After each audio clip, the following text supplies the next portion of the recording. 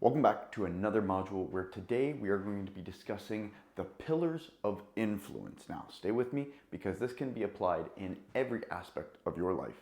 Business, relationships, hell, you can even use this when you walk into the gym the next time. So let's get right into it. The first one is presence. Did you know that 93% of communication is nonverbal? That's correct. None of the words that come out of your mouth. 93% of it is based off of your body language, your facial expressions, your posture, and the hand gestures and the like. Now, why is this so critically important? Because I see so many novice communicators focusing so much on the language or the words that they use. And in turn, their body is saying a different story. You can just tell by sometimes when you see somebody that their energy is off, whether they're slouching, whether they're just heads down or tilted, or their eyes are pointing down. These things are all subtle cues that is affecting and hurting your communication. Now, let's dive into it for a second. So what do I mean by mastering the nonverbals? Well, let's focus on body language and facial expressions first. A lot of these are subconscious. People aren't even aware that they are doing them. Like, for example, how you move your hands, how you scour or look down or squint or use your facial expression when you're showing discontent, or maybe when you're smiling or laughing. We've also been in those awkward situations where we're in a scenario where we gotta be a little bit serious, but we have a smile or a laugh on our face and we're trying to hold it together. These are all the little nonverbal cues that can help or hurt your communication. So let me give you an example of body languages that can definitely help when it comes to your communication. Let's start with the hands. Now, cops will often say the most dangerous part of a person when assessing them is their hands. So I have my hands in my pocket. They are unsure of what could be in my pockets. They cannot see them. So often when they can see someone's hand, it obviously shows a little bit of trust. Now, watch what I even do with my hands. If I were to say, welcome everybody to today's episode, versus welcome everybody to today's episode. See how my hands palms open? More welcoming. Where if you wanted to push down, you could be using that as an example of authority and a variety of different things. Now, I like to say focus on from your chin to your waist. If I keep my hands too low, that's probably not even in the frame of the camera, you can't see what I'm doing down here. But if I keep my hands up too high, well, that's a bit of a distractor as well. So I often find that area of influence is from your chin to your belt line. Now, if you want to make the gestures larger or smaller, well, then you got to take that into account. And we will dive into that in a second.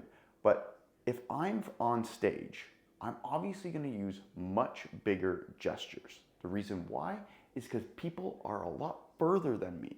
They can't see me as closely. However, if I was standing face to face with you, obviously, if I'm using big gestures like this, it is going to be a massive distraction. So, facial expressions, we'll dive into that a little bit, but just pay attention to it. A lot of people subconsciously give away their poker face when you're communicating. It's so subconsciously trained that we sometimes don't even pay attention to it. So we'll give you an example. If I were to hold my body language like this, squint my eyes and nod, what does that portray? Curiosity, that I'm interested, I'm intrigued. Versus if I was like this, what is that implying? Get to the point. I'd like you to finish. Versus if I was to nod my head slowly and acknowledging, yes, I understand. See how these little subtle cues can completely throw things off? Now, again, a lot of times, subconsciously, people aren't even paying attention to that. Now, I will dive into a whole module just on facial expressions and body language, but today we're just focusing on influence and authority. Posture, movement. This one's another important one that I see a lot of individuals screw up. When people get nervous, they start to pace. they wander around and their feet start doing a little bit of a dance. Now, I see this more so on stage than I do maybe one-to-one, one-to-few, or one-to-many, but I see a lot of good speakers pace. And that's just subconsciously, sometimes it's a nervous cue. They got to keep moving, and it's their way of releasing energy. Creating authority. This is critically important. Now, how do I mean creating authority? Focus on your posture when you do this. Your shoulders can tell a story. If I'm slouching and I'm pulling my shoulders in and I'm making myself small, well, that's going to show my authority. Versus just pulling your shoulders back, you'll feel it in the back of your shoulder blades. Now, obviously you can't flex the whole time, you'll be exhausted, but just pull your shoulders back, put your chin up slightly, not too high, just slightly, and just walk and take up that space. Now, you don't want to walk in like a bodybuilder. When you see some people walk like this, and it's actually quite comical, they're creating authority. You do see this in a gym quite often, and in my opinion, it's quite funny because there's something underlying behind that, but topic for another day. So that touches on presence. Now, I will dive into a lot more, just hang on for a second. The next one we want to focus on is language. Now, these are the words that you use. Now, this is important because a lot of people obviously make this mistake. Now, we'll get in filler words in a second, but I want you to pay attention to the words that you're using. It can come off as that you do not have the confidence and lack the authority for influence. So if I were to say, hey everyone, I'm here to talk on molecular biology. So you go into your pitch, you start diving into more details. So what do you think? It's showing that lack of confidence. It's showing that you aren't confident in the communication, or the topic you're speaking to. So how do you clean this up? Well, there's a difference. Now, if you're posing it as a question to try and get answers out of your audience or out of the individuals that you're speaking to, that's different. But I do see a lot of individuals saying, after they do their presentation, does this make sense? Look at my body language. I'm slouching down, I'm pulling it in, and I'm lacking that confidence. Versus, hey everyone, just presented, does this make sense? How does this land for you? I love using that word. Write that one down because that is different than saying, does this make sense? How does this resonate with you? How does this land for you? Because now you can get their opinion and their feedback on possibly your talk or what you were speaking to. Filler words. This is a killer. And I know a lot of people do struggle with filler words. Now, I have professionally trained as a public speaker, so I have found a way to eliminate them from my vocabulary. Now, it did take a lot of practice. How do you get over this? Sit in silence. Allow the pauses. Because if you are speaking so fast, people can't comprehend what you're speaking. You have to slow it down. And sometimes it even is simple as grabbing a glass of water, pausing, and looking at your audience. Does that feel awkward? No, of course not. But if I was to stand there and stare at you for 10, 15 seconds, this might be getting awkward. However, this can also show authority. Think about when you used to get that look as a child from your parent where you know you did something wrong and they just would give you that look. They'd give you that look like, really? Did you just do that? Did you just say that? So you can use those pauses and that facial expression as authority. Now, I will say, pay attention to this and use it to your best knowledge and experience. But it does take practice. How do you know you're doing it correctly? Well, here's a great task. This is a little bit of homework for you. Film yourself talking. Anytime you are able to speak, whether it be on a Zoom call or to a group, or if you're from stage, film yourself. Great teams, it's called game tape. Great teams go back and watch their game tape to see where they made mistakes. And a lot of times you will learn that sometimes you have these subconscious cues that you're not even aware of. Playing with your hair, chewing gum, please do not do that. Playing with your belt, having change in your pocket and jiggling that around. There's all these little things that speakers do and they don't even realize it. Use direct language. I can't stress this enough. Get really clear and concise on the words that you want to use. We've been in these examples before where you're at a dinner party, you're at an event, you're at a networking gala, and the person is just going on and on and on about a story where you actually can kind of figure out where it's going to go. Clean up the amount of words that you use. Our attention spans are falling by the wayside. And if you can get your story or your point across quickly without leaving out key points to it, you are going to win and succeed in communication. I often tell storytellers are fantastic at getting to the point without leaving out critical data. Think of a movie trailer. They want to hook you and pull you in for more so that it allows for subsequent questions during the dialogue. Pausing. We touched on this a little bit, but if you find that you're tripping up a lot on filler words, just learn to pause. Slow it down a bit. Allow your brain to catch up to the words that you're using and that you're saying.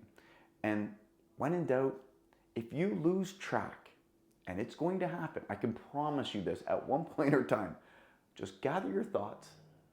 Even if you have to step back saying, I'm really sorry, audience, person, individual, just lost my train of thought.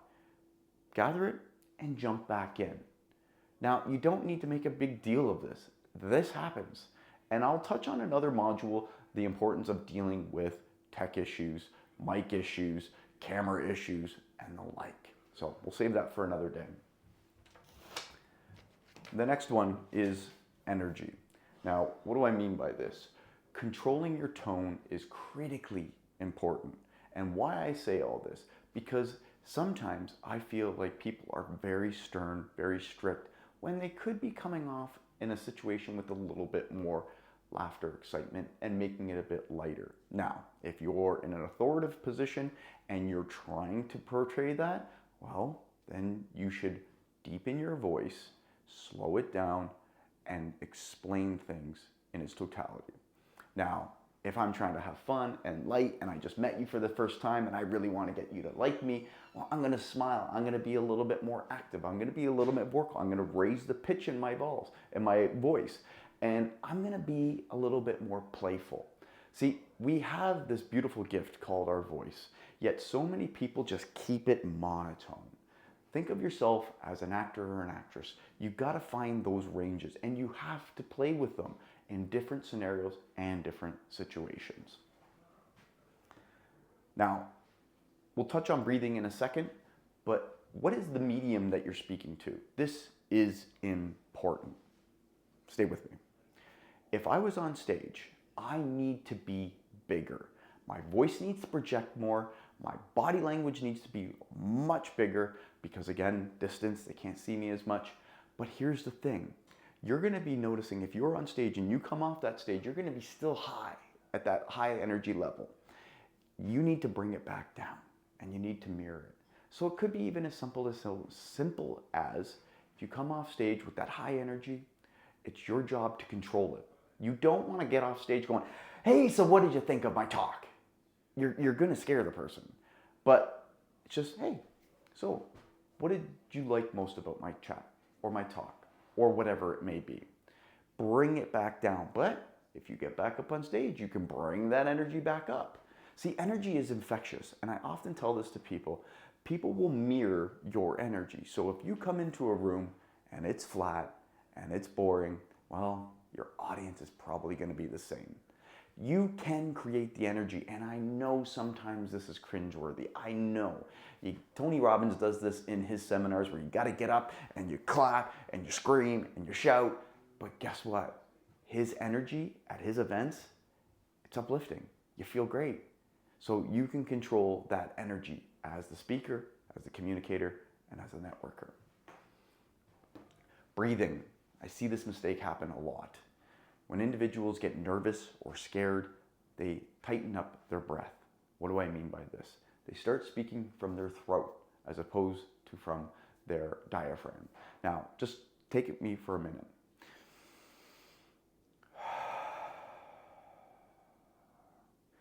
If you do what's called box breathing, it will actually calm your nervous system down. So if you're about to do a big talk or a presentation or even just a quick one-on-one with someone, you don't need to make it some giant breathing exercise in front of them, but just, and then it helps relax your shoulders. It relaxes everything along with it. You'll notice you'll become a lot less tense, and I often do find a lot of the nerves come from inside. So work on that breath work because it can definitely help when it comes to speaking. I'll give you an example. Think of your favorite singer. We'll use Lady Gaga as an example. Think of how much breath control she has to have while performing. It's critically impressive what these singers can do. Not only are they belting out every single key when singing, but a lot of the times they're doing crazy choreograph and they're running up and down a stage and they have to constantly control that breath. And here's what's interesting. You don't hear it in the mic. See, you've seen some speakers before where they sound very nasally. It's like they're breathing into the mic while they're speaking. Controlling your breath is going to help you project a lot better because you'll be able to control the air, the diaphragm, your lungs, and you'll be able to speak and communicate way more effectively. Now, these are just some of the 3 pillars that we'll focus on: presence, language, and energy. And they do go in that specific order. But what I will say is that you can keep practicing them whenever you are out. We'll get into that in 1 second. So, establishing authority. Please walk in with intent. When you walk into a room, pretend like you own it. Now, I'm not a big fan of fake it till you make it, but I'm telling you, people can read and pick up that energy. If I were to walk into a room like this, hey everybody, how you doing? Oh, I'm good. Versus, hey everyone, welcome. Oh, I'm doing amazing. That's awesome. Smiling, facial expressions. I'm moving. I'm pulling my shoulders back.